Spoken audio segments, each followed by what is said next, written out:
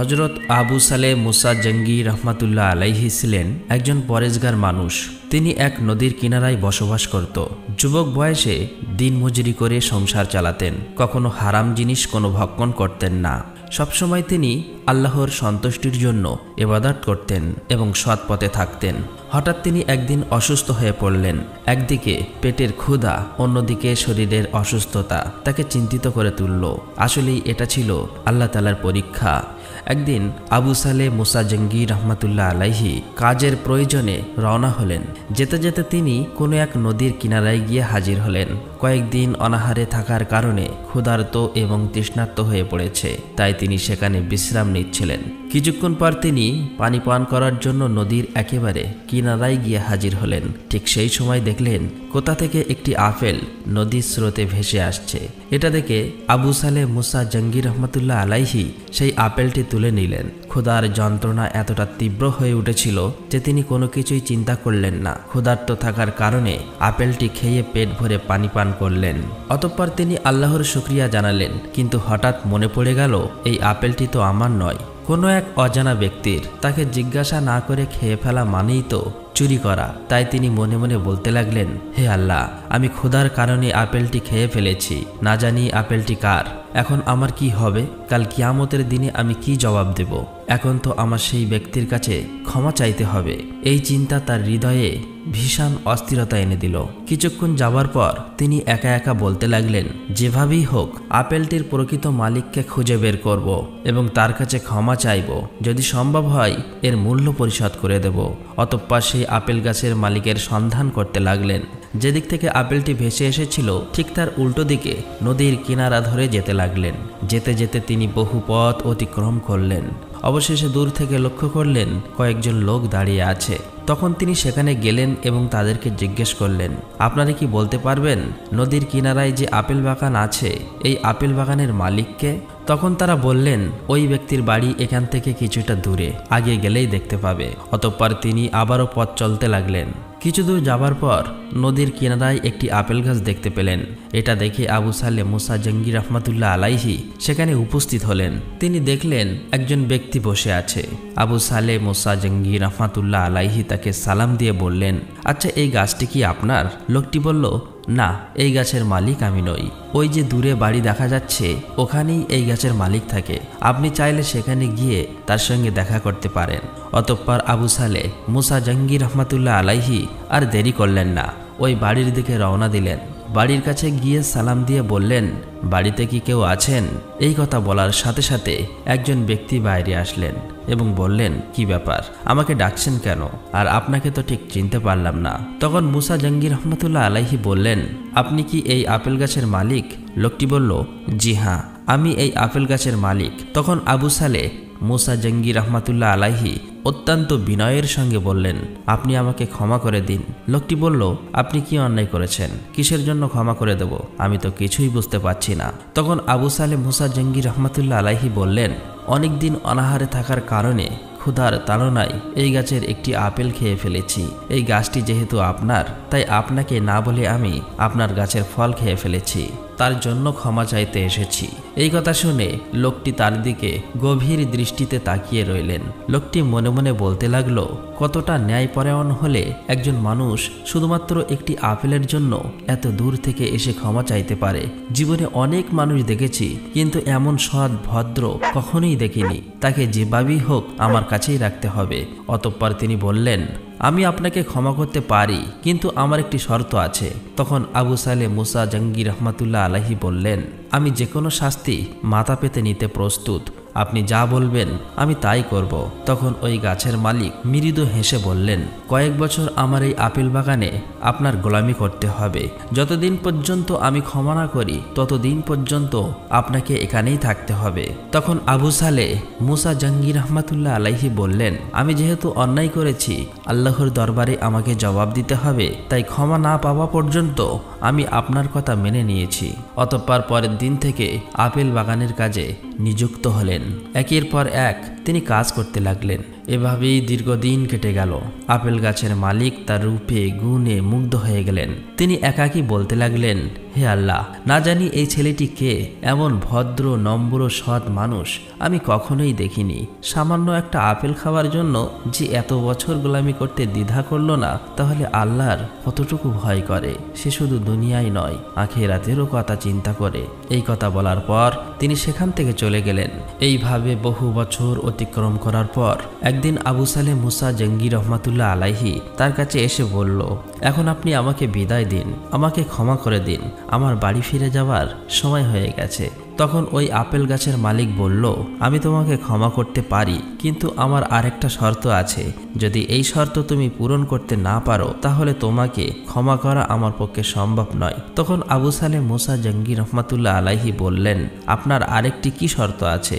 তখন ওই লোকটি বলল, আমার একটি যুবতী বিবাহের উপযুক্ত কন্যা রয়েছে, তাকে তোমার বিবাহ করতে হবে, তাহলেই আমি ক্ষমা করতে পারি। তখন আবু সালেহ মুসা জঙ্গি রহমাতুল্লাহ আলাইহি বলল, যদি বিয়ে করার পরে আপনি আমাকে ক্ষমা করেন, তাহলে বিবাহে রাজি আছি। তখন লোকটি বলল, ভালো করে চিন্তা করো, আমার এই মেয়েটি বোবা, কথা বলতে পারে না, এই মেয়েটি অন্ধ, চোখে দেখতে পায় না, এবং সে খোঁড়া, তুমি কি তারপরেও বিবাহ করবে? আবু সালেহ মুসা জঙ্গি রহমাতুল্লাহ আলাইহি বললেন, আপনি যদি এখন আমাকে ক্ষমা না করেন, তাহলে কাল কিয়ামতের দিনে আমি কি জবাব দেব? আপনার প্রস্তাবে আমি রাজি আছি। অতঃপর তাদের বিবাহ সম্পূর্ণ হলো। সর্বপ্রথম আবু সালেহ মুসা জঙ্গি রহমাতুল্লাহ আলাইহি ঘরে প্রবেশ করলেন। যেমনি সালাম দিলেন, তখন অপর দিক থেকে সালামের উত্তর এলো।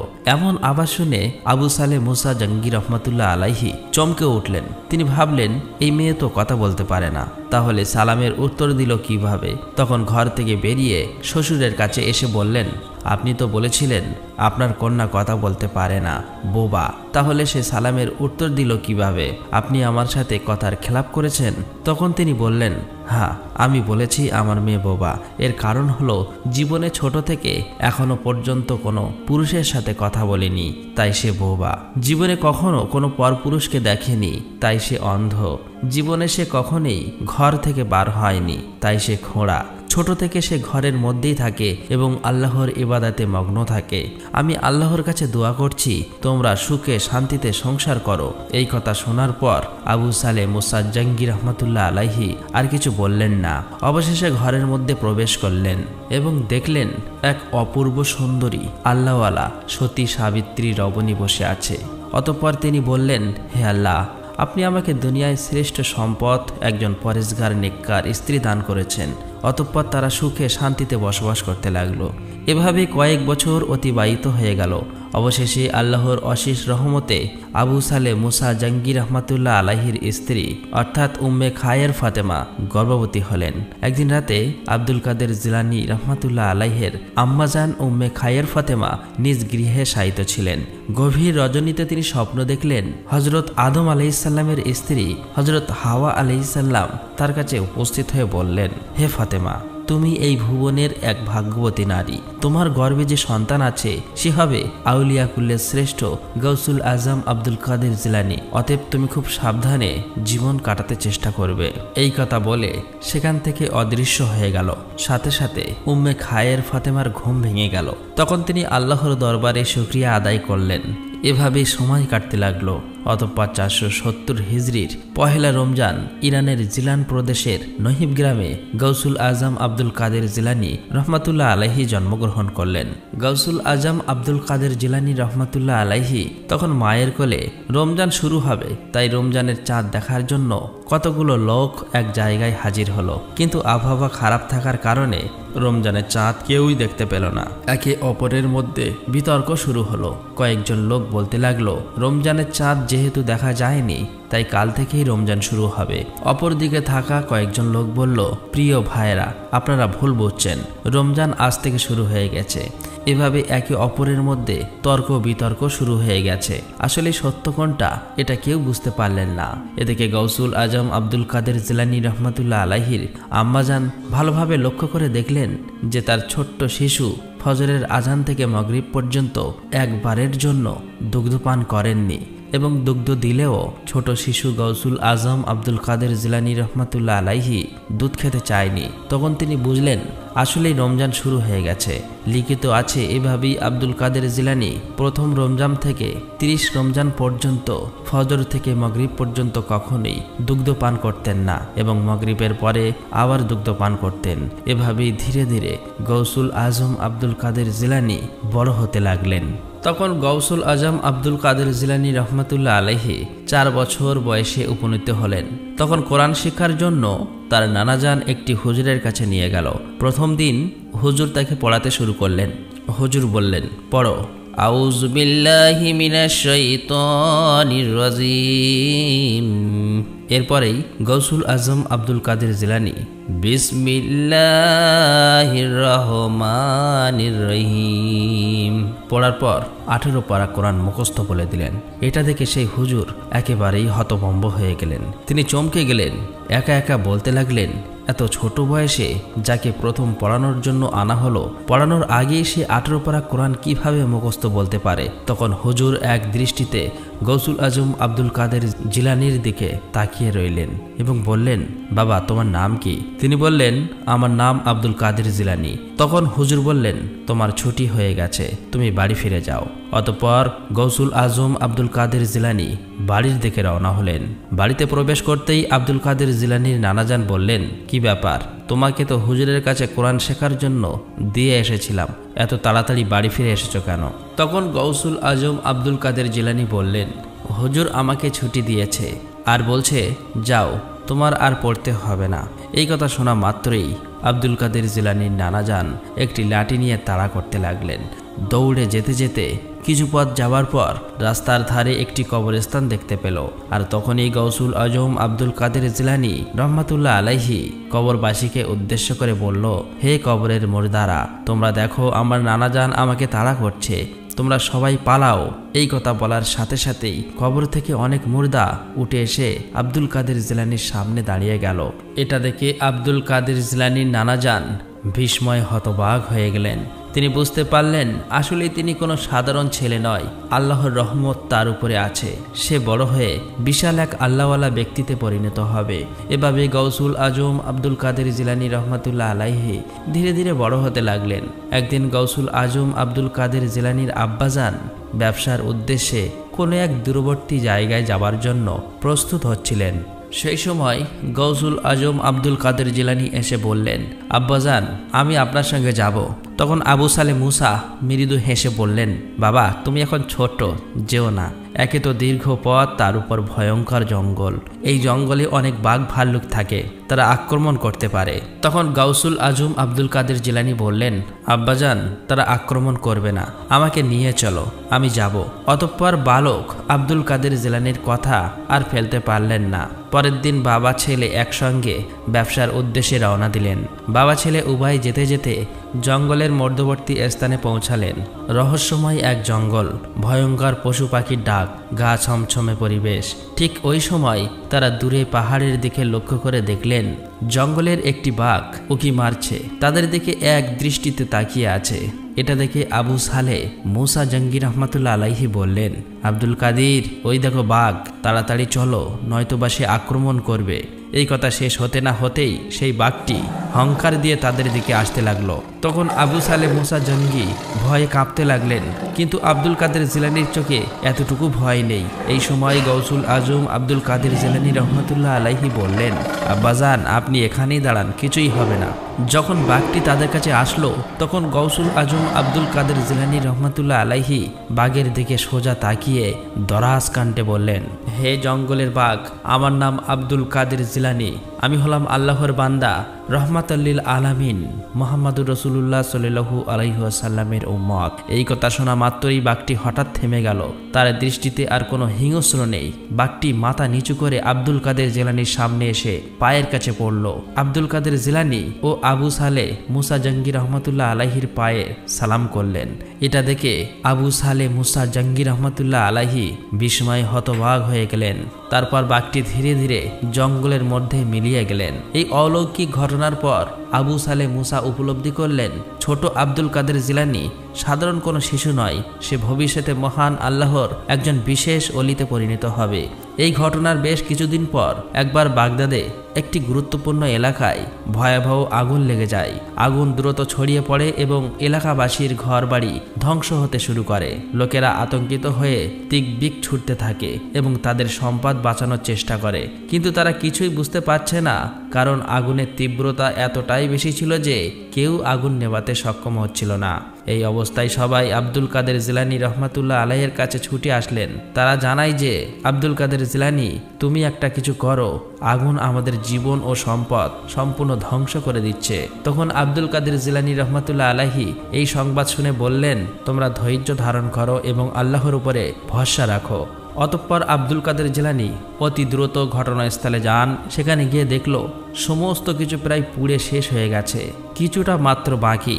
তখন আব্দুল কাদের জিলানী আল্লাহর কাছে দোয়া করে বললেন, হে আল্লাহ, তুমি চাইলে সবকিছুই সম্ভব। আল্লাহ গো, তুমি তো নমরুদের আগুন থেকে ইব্রাহিম আলাইহিসসালামকে বাঁচিয়েছিলেন, দয়া করে মেহেরবানি করে আজকে আমাদের রক্ষা করুন। এই কথা বলে আগুনকে নির্দেশ দিল, এই আগুন থেমে যাও, আল্লাহর নির্দেশে তুমি আর ক্ষতি করতে পারবে না। তার এই কথা বলার সঙ্গে সঙ্গে আগুন ধীরে ধীরে থেমে যায়। আশেপাশের লোকেরা চাক্ষুষ দেখল যে আগুন আর ছড়াচ্ছে না এবং আগুনের জ্বলন্ত শিখা পুরোপুরি নিভে যাচ্ছে। এটা দেখে সবাই হতবাক হয়ে গেল। এই অলৌকিক ঘটনা দেখে যারা অমুসলিম ছিল আব্দুল কাদের জিলানীর হাতে হাত দিয়ে মুরিদ হয়ে গেল, আল্লাহর প্রতি পূর্ণ বিশ্বাস ও ঈমানদার হয়ে গেল।